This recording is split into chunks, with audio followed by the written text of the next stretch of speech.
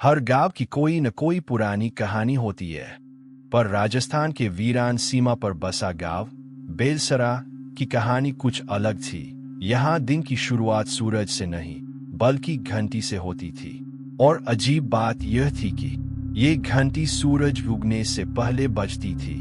गांव के बीचों बीच एक प्राचीन मंदिर था, शिव का मंदिर, जिसकी दीवारें समय के साथ झुक चुकी थी और छत पर अब बस चीलें बेचती थीं।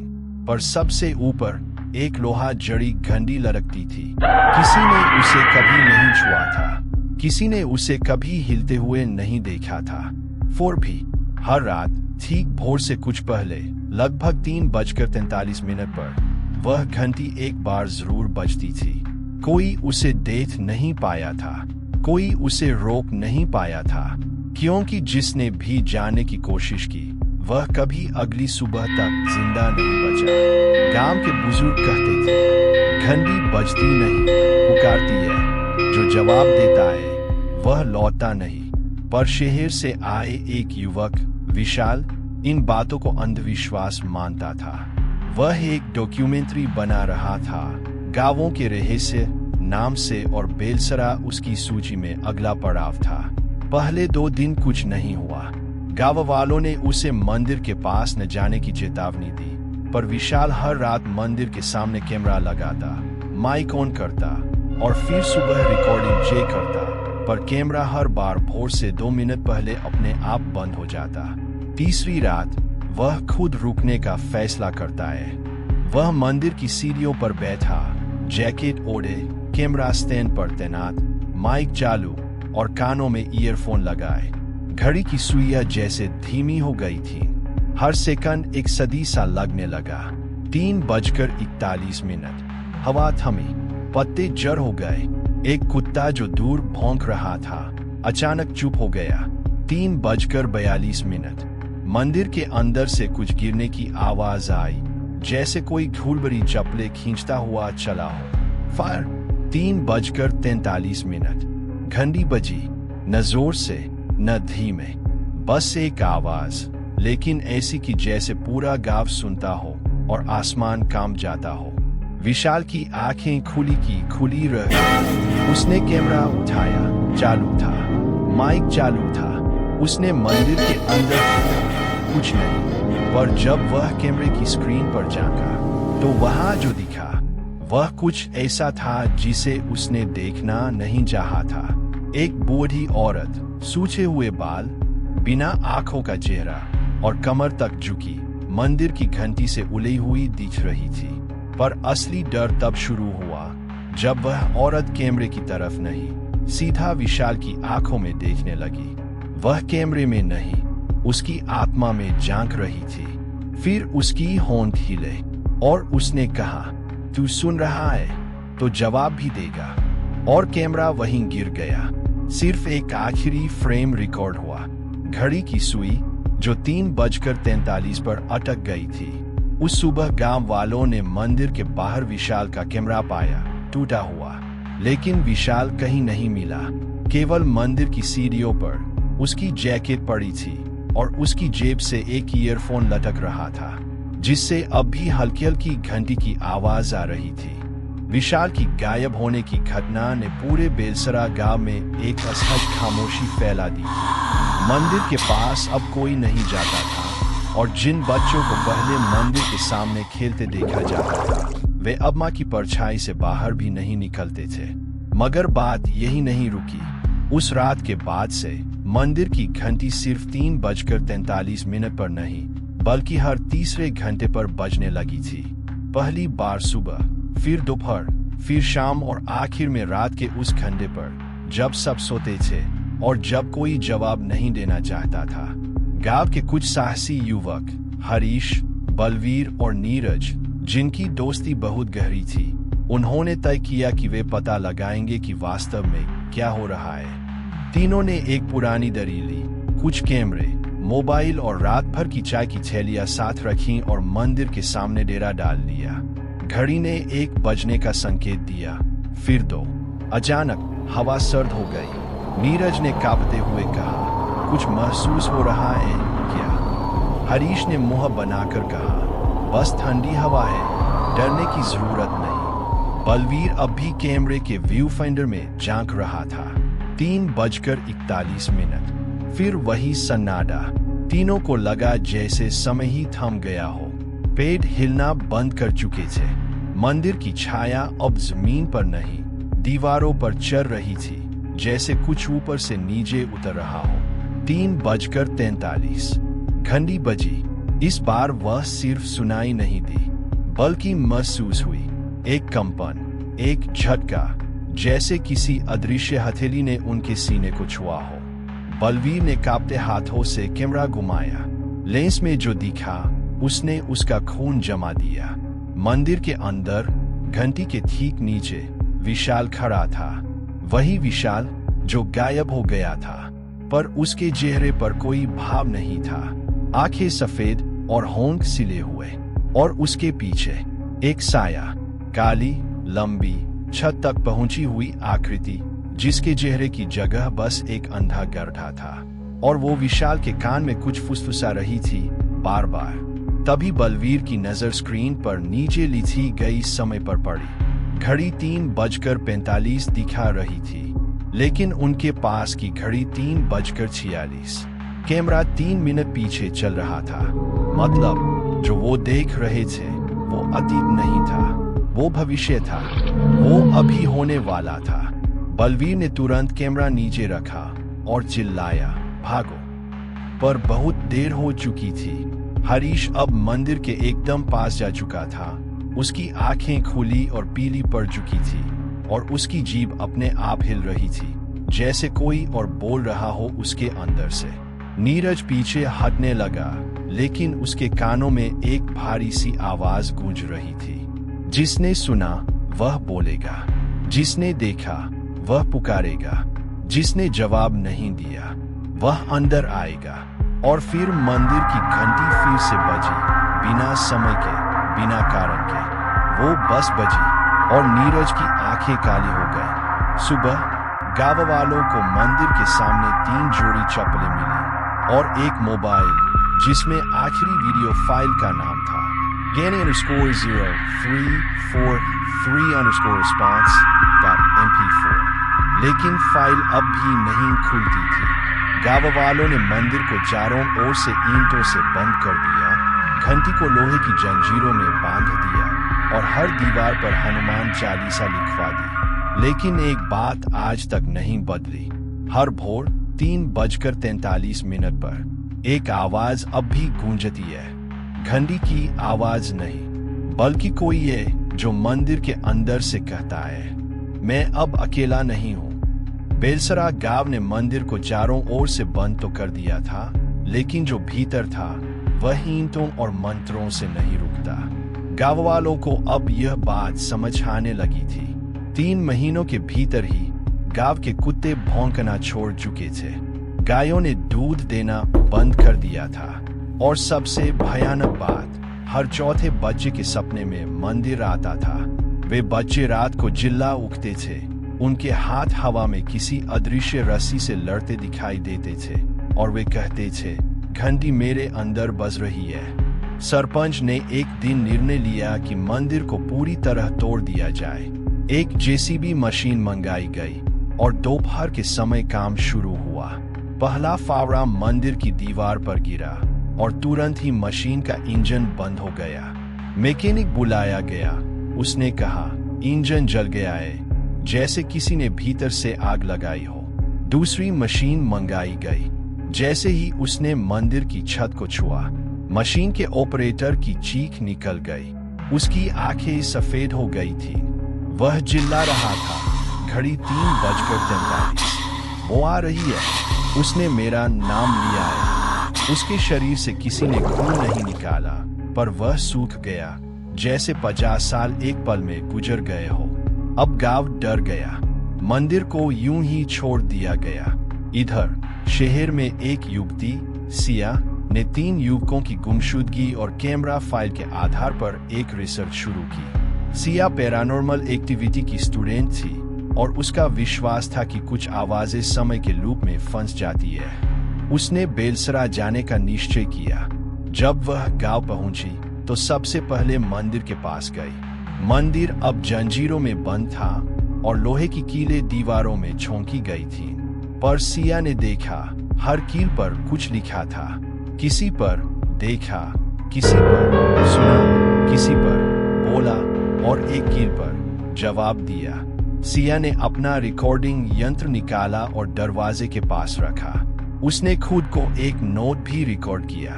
अगर मुझे कुछ हो जाए तो इस फाइल को विशाखा विश्वविद्यालय भेज देना। आज 15 जून है। मैं इस रात 3:43 तक यही रहूंगी। रात आई।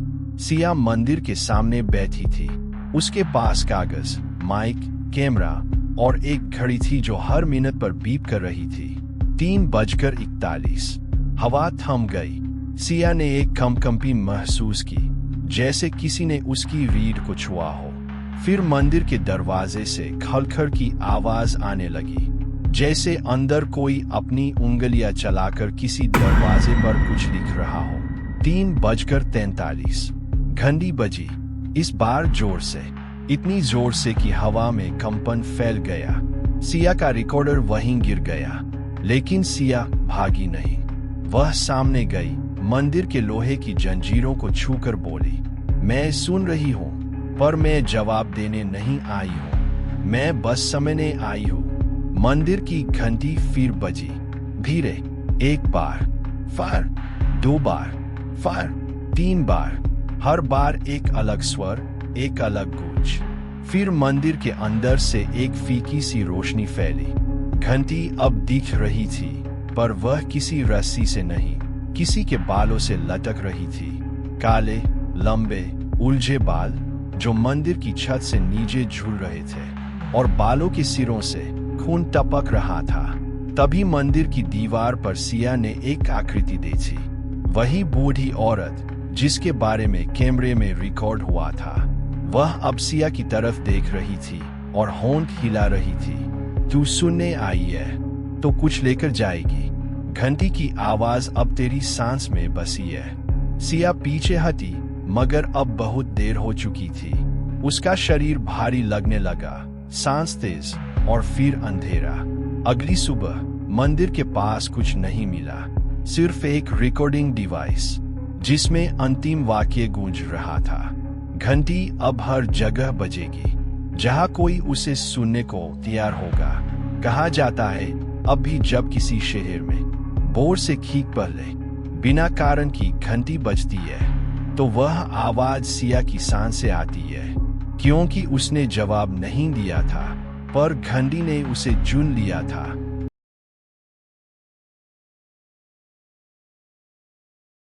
गर्मी की दोपहर में जब आसमान की चमक आंखें जला रही थी, विवेक तिवारी एक पुराने नक्शे को मोड़कर अपनी जेब में रखता हुआ शांतिपुरा की ओर बढ़ रहा था।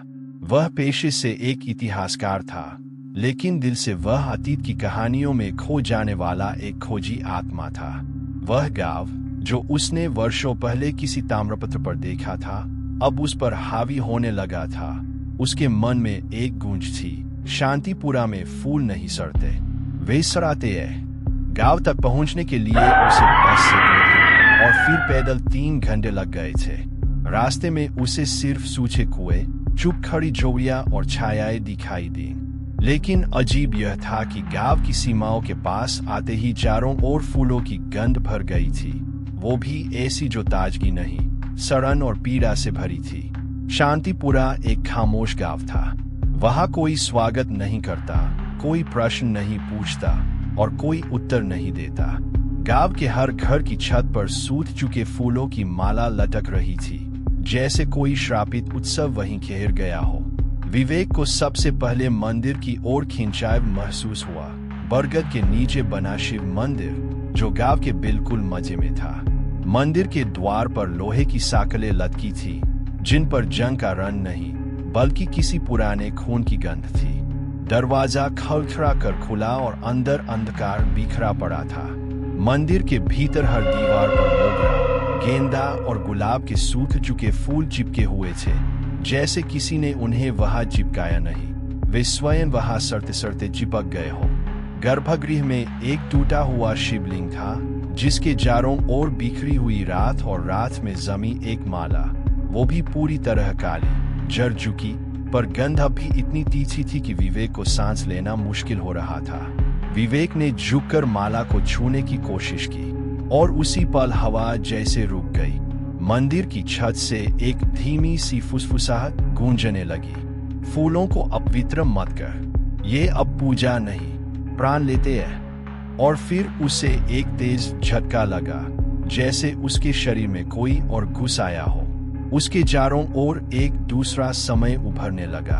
वह खुद को एक भीड़ में खड़ा देख रहा था। चारों ओर ढोल, दिए और माला पहने लोग। एक युवती, विधवा, सफेद साड़ी में, माथे पर सिंदूर की लंबी रेखा, मंदिर की सीढ़ियां चढ़ रही थी। लोग चिल्ला रहे थे, उसे मत चढ़ने दो, ये अपवित्र है। लेकिन वह मुस्कुरा रही थी, मैंने फूलों को अर्पित किया है, अब वे मेरी तरह अकेले हैं। वह शिवलिंग पर माला चाहते ही गिर पड़ी। उसका चेहरा फूलों पर था और शरीर में एक कंपन। सभी पीछे हट गए, लेकिन फिर वह उठी, आंखें अब सफेद, चेहरा मृत, पर होंठ फुसफुसा रहे थे। अब ये फूल किसी को भी जीने नहीं देंगे। वे हर पूजा में सड़ेंगे, हर मन्नत में जहर घोलेंगे, हर मंदिर को रुलाएंगे। तभी विवेक की आंखें खुली। वह मंदिर की जमीन पर गिरा पड़ा था, नाक से खून, शरीर से पसीना और मस्तिष्क में वह आवाज जो अब शांत नहीं हो रही थी। तू आया है जानने के लिए? तो सुन, मेरा नाम कोई नहीं जानता, पर मेरी माला हर गांव में अब बांटी जाएगी। मंदिर की दीवार पर किसी ने कील से एक वाक्य कुरेद रखा था, बासी माला मत छूना, वो अब तुम्हें नहीं छोड़ती। विवेक उठा, लड़खड़ाता हुआ बाहर निकला, पर मंदिर का दरवाजा अब अपने आप बंद हो गया था और जमीन पर बिखरी एक नई माला ने उसके पैरों को छू लिया था। एकदम ताजा दिखने वाली, पर गंध वही सड़न की। रात उतर चुकी थी, लेकिन शांतिपुरा में कहीं भी अंधेरा नहीं था। हर घर की छत, हर पेड़ की शाख, हर मंदिर की दीवार पर सूखे फूलों की माला लटक रही थी, कुछ काली, कुछ बेजान और कुछ ऐसी जिन्हें देखकर लगता था जैसे वे अब भी सांस ले रही हों। विवेक ने मंदिर से भागने की कोशिश की थी, लेकिन जब वह गांव की सीमा तक पहुंचा तो रास्ता वहीं खत्म हो गया था। पैर झुककर पगडंडी को ढक चुके थे और हवा में एक अस्पष्ट सी सरसराहट गूंज रही थी, जैसे कोई बहुत धीरे धीरे कुछ बुदबुदा रहा हो। उस रात विवेक को गांव के प्रधान के घर शरण मिली।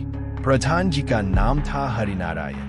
बूढ़े, सूखे चेहरे वाले इंसान, जिनकी आंखों में कोई गहराई नहीं, सिर्फ थकावट थी, जो कई वर्षों से बिना रोशनी के जीती आई। तुमने मंदिर में माला छू ली? हरिनारायण ने बिना देखे पूछा। विवेक ने चुपचाप सिर झुकाया।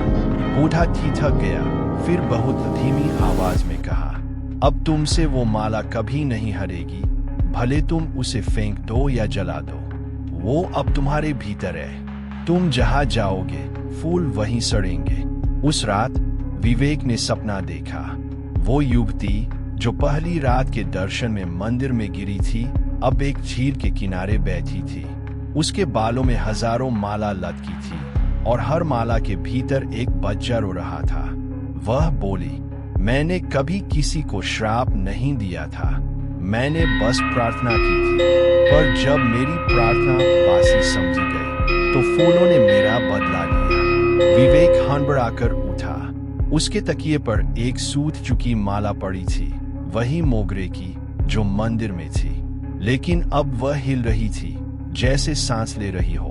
हरिनारायण अंदर आया और बोला, कल हम तुम्हें गुप्त कुएं तक ले चलेंगे। जिस दिन वह स्त्री मरी थी, उसके शव को वहीं डुबाया गया था, पर वो नहीं डूबी, उसने फूलों को पकड़ लिया था। अगले दिन गांव के 4 लोगों के साथ विवेक को मंदिर के पीछे वाले जंगल में ले जाया गया। पेड़ों के नीचे एक पुराना कुआं था, पत्थर के घेरे वाला और पूरी तरह सूख चुका। लेकिन जैसे ही उन्होंने पास जाना चाहा, कुएं के किनारे पर फूलों की एक भारी माला दिखाई दी और कुएं से आवाज आई, कौन आया है मेरी पूजा पूरी करने? विवेक घबराकर पीछे हटा, लेकिन उसका पैर फिसल गया और वह कुएं के मुंडेर से लटक गया। उसे बचाने के लिए कोई आगे नहीं आया। सबने बस दूर खड़े होकर सिर झुका लिए, जैसे कोई नियम तोड़ने का डर उन्हें बांध रहा था। विवेक के हाथों से कुएं की दीवार की मिट्टी खिसकने लगी और तभी एक नरम हथेली ने उसका हाथ थाम लिया। सर्द फूलों की गंध में लिपटी और धीरे धीरे उसे ऊपर खींचने लगी। लेकिन जैसे ही वह ऊपर आया, सबने देखा विवेक के बालों में अब सूखे फूल लटक रहे थे। उसकी आंखें खाली थी और गले में माला खुद ब खुद गूंथी हुई। उसने बस एक बात कही, वो वापस आ चुकी है। अब हर माला, हर पूजा उसकी प्रार्थना है। शांतिपुरा में तीसरी सुबह का सूरज नहीं निकला। सिर्फ धुंध थी, गाढ़ी, चिपचिपी और गुलाब की सड़न से भरी। गांव के हर दरवाजे के सामने किसी ने रातों रात फूलों की माला टान दी थी और हर माला में ताजा खून की एक बूंद चमक रही थी। हरिनारायण और बाकी लोग विवेक को मंदिर वापस ले गए, जहां अब शिवलिंग के चारों ओर सैकड़ों माला जल उठी थी, बिना आग के, जैसे फूल खुद को भस्म कर रहे हो। विवेक अब वो नहीं था जो 2 दिन पहले आया था। उसकी आंखों में अंधेरे का स्थायी निवास था और उसकी गर्दन में वही माला झूल रही थी, सूखी नहीं, ताजी, लेकिन हर पल रंग बदलती हुई, कभी काली, कभी लाल और कभी सफेद, जैसी विधवाओं की चुप्पी। हरिनारायण कांपते स्वर में बोला, हमें उसे वापस कुएं में छोड़ना होगा, यही एकमात्र उपाय है। लेकिन विवेक हंसा, एक धीमी गूंजती हंसी जो मंदिर की दीवारों से टकराकर लौट आई। अब मुझे नहीं, उसे लौटना है। मैं तो बस दूत, उसका संदेशवाहक। उसकी आखिरी पूजा। उसी क्षण मंदिर की छत से माला गिरने लगी, एक नहीं, हजारों, और हर माला जैसे जीवित हो, हवा में तैरती, गले लपेटती, दीवारों पर लिपटती। गांव वाले भागने लगे, लेकिन मंदिर के बाहर अब रास्ता नहीं था। वहां सिर्फ फूल थे जो धूल में नहीं, खून में भीग रहे थे। और फिर मंदिर के गर्भगृह से वही स्त्री निकली जिसे किसी ने वर्षों पहले शापित कहा था, जो विधवा होकर भी सिंदूर लगाए मुस्कुरा रही थी। अब उसकी आंखें सिर्फ फूल थी, गेंदे की 2 कलियां जिनके बीच से खून टपक रहा था। विवेक उसकी ओर झुका, जैसे किसी देवी की तरह उसकी आरती कर रहा हो। उसने जमीन पर बैठकर पूजा शुरू की और फूलों से भरा थाल घुमाया। हर मंत्र के साथ गांव के एक घर की छत गिरती गई। हर जयकारा के साथ एक बच्चा रोता गया, लेकिन आवाज बाहर नहीं आई। हर आवाज फूलों में समा गई। गांव जल रहा था, लेकिन आग से नहीं, श्रद्धा से, अंधश्रद्धा से। जब अंतिम आरती समाप्त हुई, विवेक शांत पड़ा था, आंखें बंद, माला अब उसके पूरे शरीर पर लिपटी, और स्त्री अब वहां नहीं थी, लेकिन मंदिर की छत पर एक नई माला झूल रही थी और हर फूल पर किसी बच्चे का नाम लिखा था। हरिनारायण आखिरी बार मंदिर की सीढ़ियां चढ़ा। उसने शिवलिंग के पास देखा। विवेक अब पत्थर बन चुका था और वहां एक वाक्य खुदा था जिसने फूलों को अनसुना किया, वो अब उनकी गंध में खो जाएगा।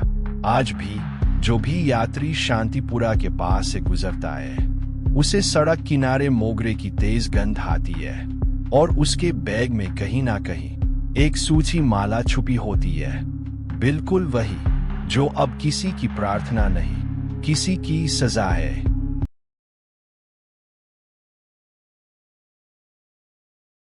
गांव का नाम था कुसुमगर, छोटा, पुराना और पीपल की छाव में खोया हुआ।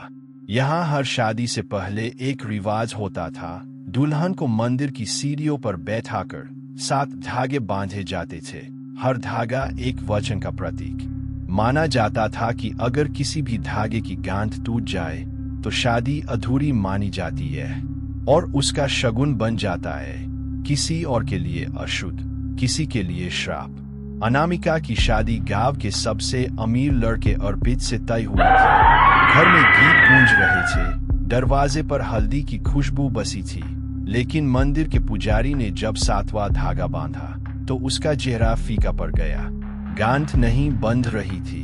3 बार कोशिश की, धागा खुलता गया। चौथी बार उसने कांपे हाथों से कहा, शादी की तारीख बदल दो। ये शगुन नहीं है, ये चेतावनी है। लेकिन अर्पित के परिवार ने इसे अंधविश्वास कहकर टाल दिया।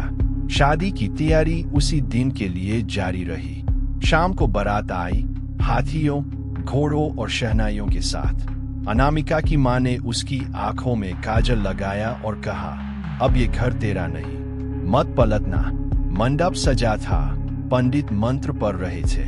लेकिन जैसे ही 7 फेरे शुरू हुए, हवा का एक झोंका आया और सिंदूर की थाली गिर गई। पूरा लाल रंग जमीन पर फैल गया, जैसे किसी ने वहां खून उंडेला।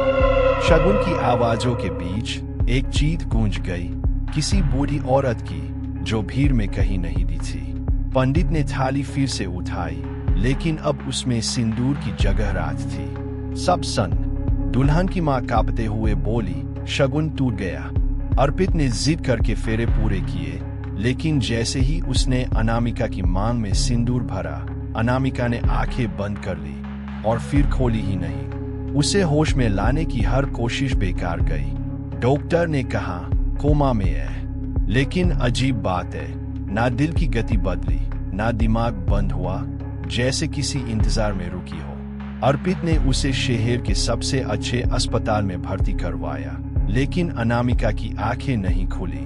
हर रोज वह जाकर उसका हाथ पकड़ता, वही 7 वचन दोहराता, लेकिन कोई जवाब नहीं आता।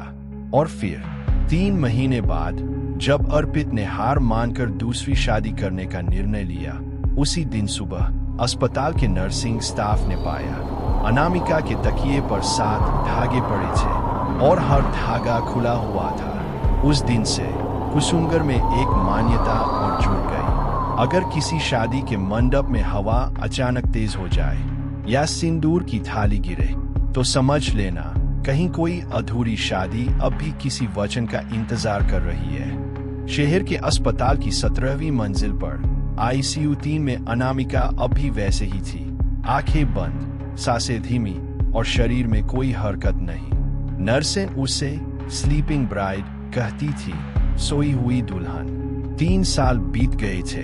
अर्पित ने शादी नहीं की। कभी कभी दोस्तों के दबाव में कोई रिश्ता देखता, लेकिन हर बार किसी न किसी तरह बात बिगड़ जाती।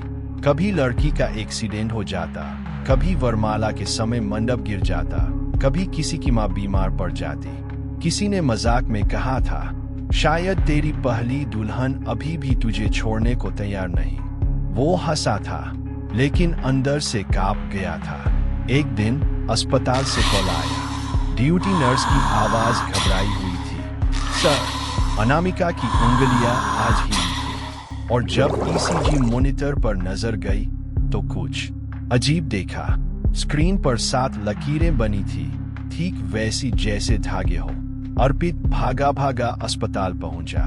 ICU का कमरा फूलों से भरा था, लेकिन वो फूल ताजे नहीं थे। सूखे गेंदे, कुम्हलाए गुलाब और कुछ ऐसी पंछुड़ियां जो रात जैसी लग रही थी। किसने रखा ये सब? हमने नहीं, सर, नर्स कांपते हुए बोली। जब सुबह आया तो ये सब यहाँ पहले से था। CCTV में भी कोई नहीं दिखा। वो अनामिका के बिस्तर के पास गया। उसकी बंद पलकों पर कुछ लिखा था, हाथ से नहीं, जैसे खरोंच से उकेरा गया हो। शब्द थे, शगुन अधूरा है, तिलक की रात अधूरी है, तुमने वचन छोड़ा है। अर्पित की रीढ़ में सिहरन दौड़ गई। उसी वक्त ICU के शीशे में कुछ हिला। वो पलटा, पीछे कोई नहीं था, लेकिन शीशे पर फॉग के बीच किसी ने उंगली से कुछ लिखा था, तेरे मंडप में था, मुझे ही नहीं। अगली सुबह ICU में आग लग गई। किसी ने अंदर धूपबत्ती या बिजली की गलती नहीं पाई। आग केवल अनामिका के बिस्तर को जली और अर्पित के नाम की एक डायरी जो वो रोज वहां रखता था। शरीर पूरी तरह रात हो चुका था, लेकिन रात के ढेर से एक चीज बची थी, वही 7 धागों वाली गांठ, अब जल चुकी, लेकिन फिर भी बांधी हुई। और उसकी गर्मी से दीवार पर एक नया निशान बना, मंडप जैसा आकार, जिसके अंदर एक साया खड़ा था, सिर पर घूंघट डाले लेकिन चेहरे की जगह स्याही। अस्पताल ने पूरा कमरा सील कर दिया, लेकिन वहां से आने वाले हर डॉक्टर, हर नर्स अब कहते हैं हर रात 3:13 पर उस आईसीयू के शीशे पर धागे दिखाई देते हैं, फरफराते हुए, जैसे कोई हर बार नया शगुन बांधने की कोशिश कर रहा हो। कुसुमगर में उसी रात बिजली गिरी, मंदिर की छत फटी और पुजारी की आंखें जल गईं। वो केवल एक बात कहता रहा, वो लौट आई है और इस बार कोई फेरों से नहीं बच पाएगा। उस रात की हवा में कुछ तो था जो पूरे कुसुमगर की सांसों को बांध कर रखे था। मंदिर की घंटियां बिना छुए बज रही थी और हर कुत्ता, हर गाय, हर पक्षी जैसे किसी एक अदृश्य भय को महसूस कर रहे थे। पंडित सोमेश्वर ने सालों बाद फिर से शंख बजाया, लेकिन उसका स्वर टूटा सा था, जैसे कोई अधूरी आत्मा उस ध्वनि को खींच रही हो। शाम के ठीक 7 बजे नवदंपति का मंडप सजा, कुंड में अग्नि जली, या शायद ऐसा केवल लगा क्योंकि अग्नि में लाल नहीं, धूसर रंग था, जैसे किसी रात से उपजी हो। निधि, उस दिन की वधू, सिंदूरी साड़ी में बैठी थी, लेकिन उसकी आंखें बार बार छत की ओर जाती थी, जहां से एक अदृश्य छाया उसे देख रही थी। हर मंत्र के साथ एक पंछुड़ी जमीन पर गिरती और हर पंछुड़ी के साथ एक पुरानी चीख हवा में घुलती। पहला फेरा, दीपक बुझ गया। दूसरा फेरा, मंडप की छत से एक साड़ी लटकने लगी। तीसरा फेरा, वधू के कानों में कोई धीमा फुसफुसाया, अब मेरी बारी है, अब मेरा शगुन पूरा होगा। चौथा फेरा, हवा रुकी और निधि एकदम ठिठक गई। उसकी आंखें पलटीं और वह पीछे गिर गई। सभी लोग शोर मचाने लगे, लेकिन मंडप के बीच खड़ा दूल्हा, वह अब भी फेरे पूरे कर रहा था, लेकिन उसके सामने कोई नहीं था, या शायद था एक परछाई, घूंघट में लिपटी, झुलसी हुई साड़ी में लिपटी, जिसके पैरों से राख झर रही थी और हर पग में एक औरत की सिसकी दब रही थी। पंडित सोमेश्वर कांपे हुए बोला, ये वही दुल्हन है जिसे अग्नि ने छोड़ा नहीं, जिसे वचन अधूरा मिला, जो हर 7वें फेरे के बाद वापस आती है, जिसका सिंदूर किसी और के मांग में जलता है। निधि अब होश में आई, लेकिन कुछ बदल गया था। उसकी आवाज उसकी नहीं थी। मैं वो हूँ जिसे फेरों से बाहर कर दिया गया, मैं वो हूँ जिसे कुंड में जलाया नहीं गया, मैं वो हूँ जिसका मंडप कभी पूरा नहीं हुआ। वो उठी और सबने देखा, उसके पैरों के नीचे फर्श पर 7 जलते हुए निशान उभरे।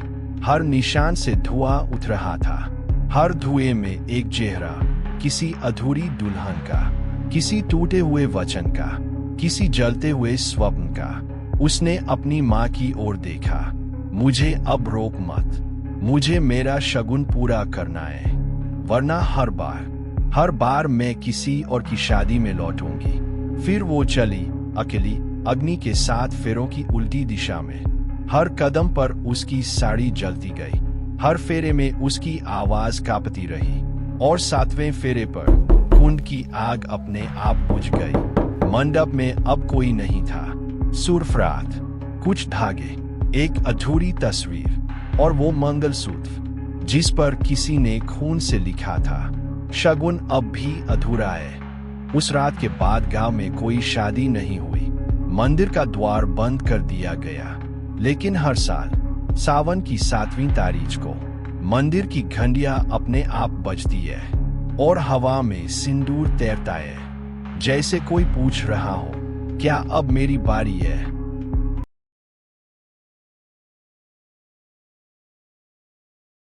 किरण हमेशा से नींद से प्यार करती थी। उसके लिए सपने सिर्फ रात के रंगीन दृश्य नहीं थे, बल्कि एक दरवाजा थे अपने भीतर उतरने का, खुद से बात करने का। पर वो नहीं जानती थी कि एक दिन उसकी सबसे प्यारी चीज, नींद, उसके खिलाफ एक साजिश बन जाएगी। नैनीताल की तलवार हवेली, जहां वह कुछ महीनों के लिए रहने आई थी, बाहर से शांत और सुंदर लगती थी, पहाड़ों की गोद में बसी यह पुरानी हवेली पीले पत्थरों से बनी थी, जिसकी दीवारों पर वक्त ने सीलन और रहस्य की परतें चढ़ा दी थीं। हवेली के पिछवाड़े में सूखा कुआं था और सामने एक पुराना नीम का पेड़। पेड़ की जड़ों में लिपटी एक टूटी घड़ी हमेशा रात के ठीक 12 बजे अटक जाती थी। हवेली के मालिक एक बूढ़े लेखक श्रीमान तलवार अब विदेश में रहते थे। देखभाल करने वाला रघु एक चुप रहने वाला झुर्रियों से भरा आदमी था, जो हर रात दीपक लेकर मंदिर के सामने दिया जलाता और जल्दी से अपने कमरे में बंद हो जाता। पहली रात को ही रघु ने किरण को चेताया था, बीबीजी कमरा नंबर 17, उसमें मत झांकना। जो लोग उस कमरे की खिड़की के सामने ज्यादा देर खड़े होते हैं, उनकी आंखें नींद में हमेशा के लिए खुली रह जाती है। किरण हंस पड़ी थी। आप कहानियां अच्छा सुनाते हो रघु काका, मैं लेखिका हूँ, डरती नहीं इतनी जल्दी। लेकिन सच्चाई ये थी कि उसी रात उसे पहली बार एक अजीब सपना आया। वो खुद को एक सुनसान गलियारे में पाती है। दीवारें गीली है, उन पर छोटे छोटे हाथों के निशान है। सामने एक दरवाजा धातु से बना, भारी, जंग लगा और उस पर लिखा है, नींद यहाँ गिरवी रखी जाती है। उसने जैसे ही दरवाजा खोला, वहां अंधेरा था, इतना गाढ़ा कि सांस लेना मुश्किल हो रहा था। और फिर एक धीमा स्वर, अब तुम मेरी हो, अब हर सपना मेरा होगा। किरण चौंक कर उठ बैठी। वह पसीने में भीगी हुई थी। घड़ी की सुई 12 बजा रही थी, बिल्कुल स्थिर। दूसरे दिन उसने हवेली को और गहराई से देखा। ऊपर वाले फ्लोर पर जाने वाली सीढ़ियों पर जाले जमे थे, लेकिन उसके अंदर एक अजीब सी बेचैनी थी, जैसे उस कमरे के पीछे कोई पुरानी दबी हुई पुकार उसे खींच रही हो। तीसरी रात जब वह फिर उसी सपने में लौटी, तो दरवाजे के पीछे कुछ बदल चुका था। इस बार अंधेरे में एक बच्चा था, जिसकी आंखें सफेद थी, चेहरा धुंधला, और वह मुस्कुरा रहा था। तुम तीसरी हो, उसने कहा, जिसकी नींद में जुड़ा रहा हूँ। पहली की नींद में मैंने गला दबाया, दूसरी की नींद में उसने खुद को जला लिया। अब तुम्हारी बारी है। किरण चीखते हुए उठी, लेकिन इस बार नींद से उठना आसान नहीं था। उसका शरीर जगा था, लेकिन मन अब भी उस कमरे में बंद था। वह चल नहीं पा रही थी, बोल नहीं पा रही थी। उसने खुद को खींचते हुए खिड़की तक पहुंचाया और बाहर देखा। सामने कमरे नंबर 17 की खिड़की की झलक दिखाई दी, और वहां कोई था, कोई जो उल्टा लटका हुआ था, सिर नीचे, पैर ऊपर, और उसकी आंखें बिल्कुल किरण जैसी थी। किरण की हालत हर दिन बिगड़ती जा रही थी। अब वो रात में सिर्फ 1-2 घंटे ही सो पाती थी, और वो भी किसी गहरे दलदल जैसे सपनों में। सपनों में अंधेरा अब स्थिर नहीं रहा था, वह सरकता था, रेंगता था, और हर बार कुछ नया निकलता था। रघु को चिंता होने लगी। उसने किरण को जड़ी बूटियों वाला पानी दिया, पुराने मंत्र पढ़े, लेकिन सब बेकार। किरण की आंखों के नीचे काले घेरे गहरे होते जा रहे थे, जैसे कोई उनकी परतें जुड़ाकर खालीपन भर रहा हो। एक दिन किरण ने खुद को एक स्याह कोठरी में पाया। वहां हवा नहीं थी, पर सांसें चल रही थी, कई एक साथ अलग अलग कोनों से आती। एक दीवार पर कुछ शब्द उभरे, चौथी बार सपना देखा तो रास्ता बन जाएगा। उसने झपटकर दीवार छूनी, तभी दीवार कांपी और वो भसकती चली गई। अब वो खुद को एक और कमरे में पाती है, उसी कमरा नंबर 17 में, पर इस बार सपने में नहीं, जैसे वास्तव में उस कमरे का एक हिस्सा बन गई हो। कमरे के बीचों बीच एक पलंग था और उस पर एक औरत लेटी हुई थी। उसकी पीठ किरण की तरफ थी। उसके सिरहाने एक पुरानी पायल रची थी, टूटी हुई, किनारों पर खून के निशान। अचानक वो औरत करवट बदली, चेहरा वही था, किरण का। तू अब नहीं बचेगी, उस चेहरों ने कहा। तू अब इस कमरे की चौथी नींद बन चुकी है, पहली 3 यहाँ सड़ चुकी है, तू अब जागेगी नहीं। किरण चीखते हुए बिस्तर से उठी, लेकिन इस बार असली दुनिया भी अजनबी लग रही थी। दरवाजे पर रघु खड़ा था, कांपते हुए हाथों में एक पुरानी लाल किताब। बीबीजी, उसकी आवाज कांप रही थी। इस हवेली के मालिक की बेटी सोनल कभी इसी कमरे में थी। वो भी सपने लिखती थी, पर एक दिन उसकी नींद हमेशा के लिए उससे छिन गई। वो नींद इसी कमरे में बंद है और ये आपको पहचान चुका है। किरण कुछ समझ नहीं पाई। ये क्या है? रघु का था। ये कमरे में क्या है? रघु ने धीरे से किताब की ओर इशारा किया। उसमें सोनल की डायरी के पन्ने थे। हर पन्ना एक ही बात दोहराता था, मैंने जो सपने लिखे वो अब मेरे नहीं रहे। कमरा उन्हें चबा चुका है। अब हर सपना नींद के बजाय मौत लाता है। किरण का दिमाग थरथराने लगा। वो समझ गई कि ये कोई सामान्य भूत नहीं था, ये तो एक विचार था, एक चेतना जो नींद के जरिए आत्मा चुराता था। उसने फैसला किया, अगर यह कमरा सपनों के जरिए अपना वजूद बनाता है तो उसे तोड़ना भी एक सपना ही होगा। उसे खुद को उसी सपने में ले जाकर इस चेतना को खत्म करना होगा, पर इस बार अपनी शर्तों पर। तीसरी रात उसने खुद को मजबूरी से उसी कमरे में लिटा दिया। खिड़की खुली छोड़ दी ताकि चांद की रोशनी कमरे में आए। सामने दीवार पर अब कोई दरवाजा नहीं था, बस एक आईना, और आईने में कोई और। एक लड़की जो सोती नहीं थी, जो जाकर सपनों की चुप चीखें सुनती थी। अब किरण उसे पहचान गई थी। और तभी आईने से एक हाथ बाहर निकला, खून से सना हुआ, पायल की झनकार के साथ। किरण के सामने जो प्राणी खड़ा था वह केवल एक भूत नहीं था, वह एक छाया थी जो वर्षों की नींद, टूटे सपनों और अधूरे अनुष्ठानों से बनी थी। उस आईने से निकला शरीर बर्फ से ठंडा, रात से ढका, और उसकी सांसें इतनी तेज कि जैसे वह एक 700 लोगों की नींद निगल चुका हो। वह धीरे धीरे किरण के चारों ओर चक्कर काटने लगा। उसकी हर हरकत के साथ कमरा एक नई शक्ल लेने लगा। अब दीवारें दीवारें नहीं रही, बल्कि वे सपना बन गई। एक लंबा थका हुआ सपना जिसमें किसी ने अपनी सारी नींदें दफना दी थी। फर्श पर लालच से चमकते सैकड़ों अधूरे पलंग दिखाई दे रहे थे। हर पलंग पर कोई लेटा था, कोई बच्चा, कोई बुजुर्ग, कोई नवविवाहित जोड़ी, और हर किसी की आंखें खुली थीं। उनमें डर नहीं था, बल्कि रिक्तता थी, जैसे उनकी नींद कभी रही ही नहीं। किरण अब उस प्राणी से नहीं डर रही थी, लेकिन उसकी आत्मा पर एक बोझ था, जैसे वह अकेली नहीं थी। उसके भीतर उन सभी लोगों की अनसुनी चीखें गूंज रही थीं जिन्होंने कभी कमरे नंबर 17 में पैर रखा था।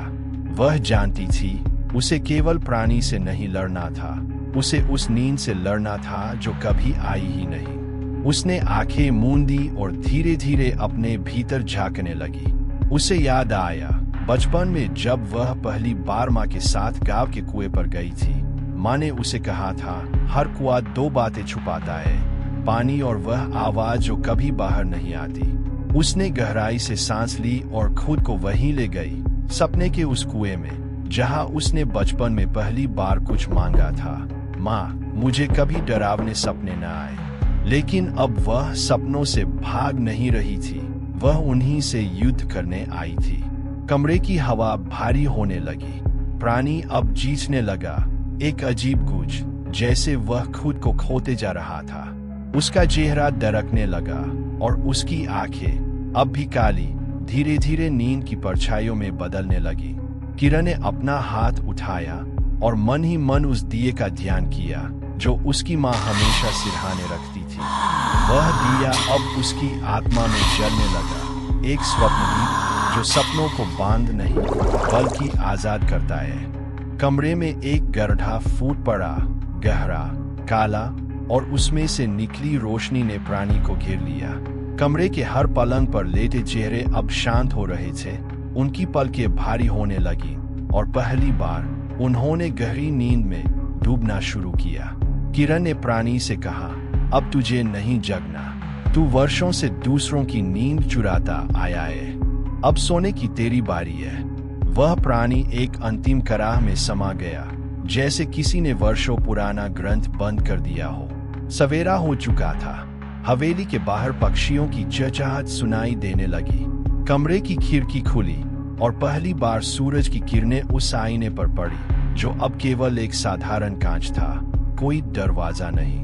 किरण ने दीवार पर हाथ रखा। वह अब सांस नहीं ले रही थी। वह कमरे से बाहर आई। रघु वहीं खड़ा था, आंखें नम। आपने उसे सुला दिया बीबी जी, वह बुदबुदाया। किरण ने सिर हिलाया, लेकिन उसकी आंखों में अब भी एक थकान थी, ऐसी थकान जो वर्षों से जागने वालों को होती है। वह हवेली से चली गई, लेकिन जाते जाते उसने कमरे के बाहर एक नीम का पेड़ लगाया, ठीक उस जमीन पर जहां पायल गाड़ी गई थी। उस पेड़ की छाव आज भी वहां फैली है, और कहा जाता है अगर आप रात के तीसरे पहर उस पेड़ के नीचे खड़े होकर आंखें बंद करें तो एक धीमी झंकार सुनाई देती है, पायल की नहीं बल्कि उस नींद की जो कभी वापस आई। और हवेली वह अब भी है, खाली, शांत, लेकिन कमरे नंबर 17 अब ताला लगा है। कोई उसमें जाता नहीं, लेकिन कभी कभी पास से गुजरने वाले कहते हैं वहां से कोई धीरे से बुदबुदाता है, मैं अब नहीं जुराता, मैं बस सपनों की रखवाली करता हूं।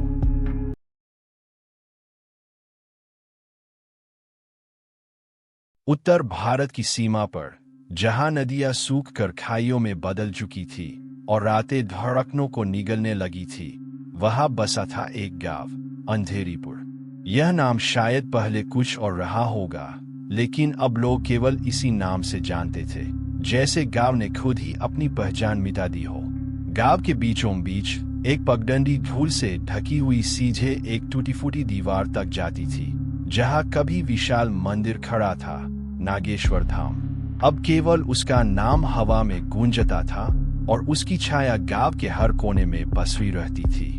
यह मंदिर किसी देवता की आराधना के लिए नहीं, बल्कि शिवगामी बाबा के लिए जाना जाता था, एक ऐसा पुजारी जो साधारण मनुष्य नहीं था। गांव वालों की दादी नानी की कहानियों में शिवगामी बाबा सांपों का सेवक नहीं, बल्कि उनका राजा था। वे कहते थे कि उसके शरीर पर जहर असर नहीं करता था और उसकी आंखों में झांकने से लोग पागल हो जाते थे।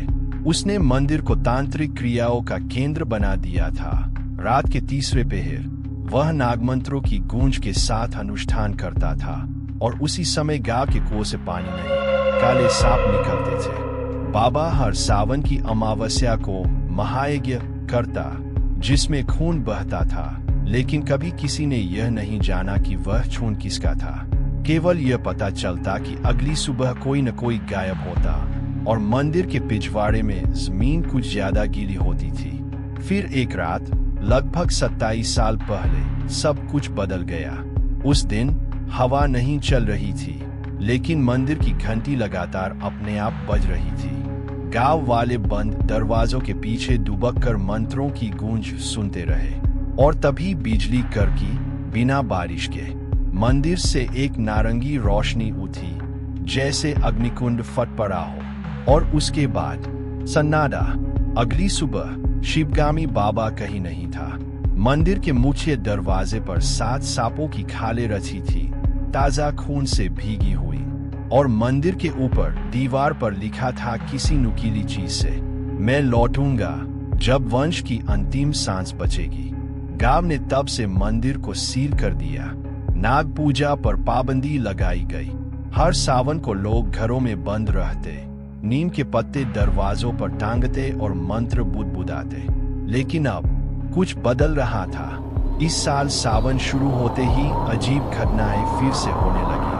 गांव के स्कूल में बच्चे अचानक बेहोश हो जाते और कहते, सांप बाबा वापस आ गया है। एक किशोरी की आंखें नीली हो गई, बिल्कुल वैसी जैसी पुरानी तस्वीरों में बाबा की बताई जाती थी। एक वृद्ध औरत जो 50 वर्षों से गूंगी थी, अचानक चिल्ला उठी, मत बुलाओ उसे मत जगाओ।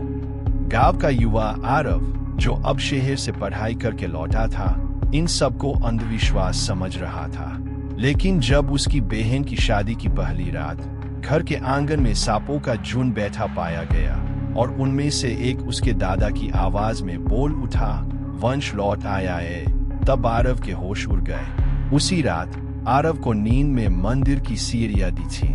वहां एक दरवाजा था, बंद, सांकल से जड़ा हुआ, लेकिन उस पर खून से लिखा था, तू मेरा वंशज है, तो ऐसे अधूरी पूजा पूरी होगी। सुबह जब वह जागा, उसकी हथेली पर सांप के दांतों के 2 निशान थे, ताजा, लाल और धड़कते हुए। आरव की आंखों से नींद अब कोसों दूर जा चुकी थी।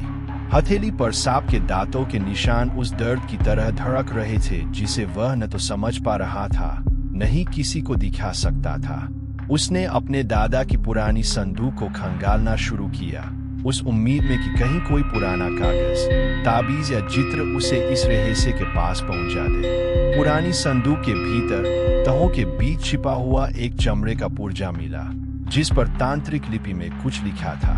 आरव ने मोबाइल से फोटो लेकर एक ऑनलाइन मंच पर साझा किया, जहां संस्कृत और तांत्रिक विद्या के विशेषज्ञ थे। कुछ घंटों बाद ही एक उत्तर आया, जिसमें लिखा था, तुम्हारे हाथ में नागकुल की अंतिम मोहर है, वह दरवाजा अब खुलने को है। तभी एक और अजीब घटना हुई। गांव के मंदिर की घंटी, जो पिछले 27 सालों से कभी नहीं बजी थी, अचानक रात के तीसरे पहर अपने आप बजने लगी। उसकी आवाज हवा में गूंजती रही, मानो पुराना देवता फिर से सांस ले रहा हो। अगले दिन गांव के 3 बच्चे अचानक लापता हो गए। तलाशी के दौरान वे मंदिर के पिछवाड़े बेहोशी की हालत में मिले। उनकी आंखें सफेद थीं और उनके गले में सांप के केंचुल लिपटे हुए थे। गांव में सनसनी फैल गई। एक तरफ लोग भय में चिल्ला रहे थे, दूसरी तरफ गांव की पुरानी तांत्रिक महिला माई चंपा अपने घर की दीवारों पर भस्म से नाग यंत्र बना रही थी और मंत्रों का जाप करती जा रही थी। माई चंपा ने आरव को बुलाया। उसकी आंखें धंसी हुई थी, बाल उलझे और वह कुछ बड़बड़ा रही थी। वो लौट आया है, अग्निकुंड अधूरा है और केवल वंशज ही उसे पूरी कर सकता है, लेकिन उसकी कीमत तुम्हारी आत्मा है बेटा। क्या मतलब? आरव का भी आवाज। शिवगामी बाबा ने अंतिम पूजा को बीच में छोड़ा था। उसके शरीर की मृत्यु हो गई, पर आत्मा नागलोक में अटक गई थी। जब तक उसका वंशज अग्निकुंड में 7 मंत्र पूर्ण नहीं करता, तब तक उसकी आत्मा लौट नहीं सकती। पर इस बार वो केवल वापसी नहीं चाहता, बलिदान चाहता है, तुम्हारा। आरव पीछे हट गया, पर तभी उसकी पीठ में फिर वही जलन उठी, जैसे सांप फिर से उसे काट रहा हो। उसकी आंखों के सामने एक अंधकार छा गया और फिर दिखाई दिया मंदिर का भीतर। टूटी हुई सीढ़ियां, चटकी दीवारें और बीचों बीच एक गोलकुंड, जहां से नीली आग निकल रही थी। आग में किसी छाया की परछाई हिल रही थी और उसकी आंखें आरव को देख रही थीं। तू मेरा है, वह आवाज गूंजी, गहरी, भयानक और झर से टपकती हुई। अगली सुबह गांव के सभी कुओं से पानी की जगह सांप निकलने लगे। बच्चे कांप रहे थे, बूढ़े मंत्र बुदबुदा रहे थे और आसमान पर अब हमेशा एक गाया बादल मंडराने लगा था। और आरव, वह अब रोज रात को मंदिर की ओर खींचने लगा था, जैसे कोई अदृश्य हाथ उसकी आत्मा को खींच रहा हो। उसकी नींद में मंदिर का दरवाजा धीरे धीरे खुल रहा था और दरवाजे के पीछे शिवगामी बाबा की अधूरी आत्मा सांसें गिन रही थी। रात के तीसरे पहर हवा में सांपों की सिसकी सुनाई दे रही थी। अंधेरीपुर की गलियां वीरान थी, पर हर छत, हर खिड़की के पीछे कोई न कोई आंख भय और शंका से झांक रही थी। आरव अकेला चल रहा था। उसके पैरों में चप्पल नहीं, बदन पर वही सफेद धोती और गले में वह ताबीज जो माई चंपा ने आखिरी बार दिया था। शिवगामी बाबा की रात है इसमें, अगर कुछ बचे तो यही बानना। मंदिर के दरवाजे अपने आप खुल गए। सीढ़ियां सांपों से ढकी थीं, पर वे सब पीछे हटते जा रहे थे, जैसे वो उसका स्वागत कर रहे हों। मंदिर का गर्भगृह अब किसी शिवालय जैसा नहीं रहा, बल्कि किसी नागलों का भूतिया द्वार बन चुका था। बीचों बीच वो अग्निकुंड जल रहा था, जिसमें नीली और काली लपटें नाच रही थी और चारों ओर नागफनियों की आकृतियां बन चुकी थी। सांप की मूर्तियां नहीं, असली सांप जो पत्थर जैसे जमे हुए थे। आरव की आंखों के सामने मंदिर की दीवारें थरथराने लगी। मंदिर की छत पर खून की एक धार गिरी और फिर वो आया, शिवगामी बाबा। उसकी देह अब देह नहीं रही, अस्थियां जली हुई, चमड़ी नागफनी जैसी, और आंखें, उनमें केवल विष था। वह हवा में तैरता हुआ आरव की ओर बढ़ा। तू आया है अंत पूरा करने, अब अग्नि ले और मंत्र पढ़। कौन सा मंत्र? आरव कांपते हुए बोला। तेरे रक्त में लिखा है, अपने भीतर देख। और तब आरव को अपने शरीर में कुछ बदलता हुआ महसूस हुआ। उसके हाथ अनजाने संस्कारों की मुद्राएं बना रहे थे, मुंह से ऐसे शब्द निकल रहे थे जो उसने कभी नहीं सीखे थे। और काली अग्नि के चारों ओर सांपों ने एक गोल घेरा बना लिया। हर सांप अब उठकर फुफकार रहा था, अगर तू मंत्र पूरा करेगा तो मैं लौटूंगा, अगर बीच में रुका तू कभी लौटेगा नहीं। बाबा की आवाज गूंज रही थी, जैसे किसी तांत्रिक लोक में कोई हो। आरव की चेतना अब आधी रही, आधी चली गई। उसे दिखा अपने दादा को, जो कभी शिवगामी बाबा का सेवक था और जिसकी आत्मा अब उसी मंदिर की छाया में कैद थी। उसने आरव की ओर देखा, हाथ बढ़ाया और कहा, बेटा अब इस पाप का अंत कर, आग बुझा दे, अग्नि से रात पैदा कर, पुनर्जन्म नहीं। आरव की आंखों में आंसू थे। एक तरफ उसके भीतर वो शक्ति जाग रही थी जो पीढ़ियों से दबी हुई थी, दूसरी तरफ उसका मन चीख रहा था, मैं ये नहीं कर सकता, मैं तुम्हारे जैसा नहीं बनना चाहता। पर सांप अब खून की ओर बढ़ रहे थे। बाबा की छाया पास आ रही थी। वह अंतिम मंत्र बस चंद शब्दों दूर था। तभी आरव ने वो ताबीज उठाया जो रात से भरा था, उसे अपने सीने पर रखा और अग्निकुंड में कूद पड़ा। एक विस्फोट हुआ, ऐसा कि पूरा मंदिर कांप गया। सांप चीत्कारने लगे। शिवगामी बाबा की आत्मा एक आग में जलती हुई परछाई बन गई और मंदिर की दीवारें दरकने लगी। भोर होने तक मंदिर केवल एक ढेर मलबा था, न कोई अग्निकुंड, न कोई सांप, केवल रात। और उस रात के बीच एक छोटा सा ताबीज धड़क रहा था। गांव की हवा अब फिर से हरी हो गई। कुएं से पानी लौट आया, पर आरव कभी नहीं लौटा। लोग कहते हैं अगली बार जब नागपंचमी आएगी और मंदिर की घंटी फिर बजेगी, वो लड़का जिसने अपनी आत्मा से शैतान को रोका फिर से मंदिर के द्वार पर खड़ा मिलेगा। पर तब तक अंधेरीपुर हर सावन की रात सांपों की फुफकार से कांपता रहेगा।